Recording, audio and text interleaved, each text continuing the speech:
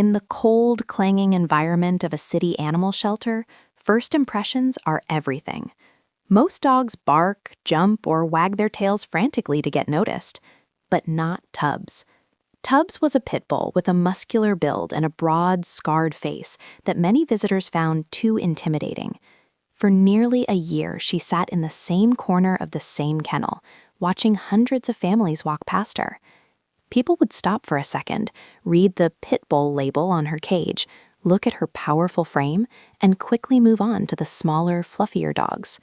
What they didn't see was the way her ears would droop every time someone walked away.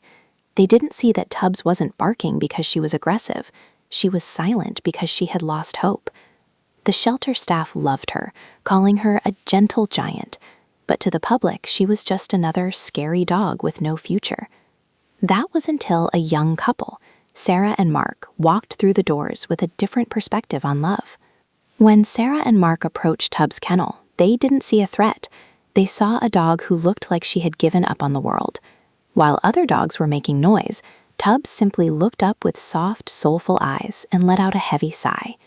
When they took her to the play yard, there was no jumping or growling. Tubbs simply walked over to Sarah, sat on her feet, and leaned her entire weight against her legs. It was a silent plea for connection. They signed the adoption papers that very afternoon, ignoring the concerned looks of bystanders.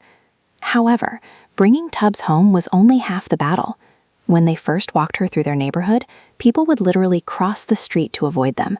Parents would pull their children away, and some neighbors even complained to the homeowners association about a dangerous breed moving in.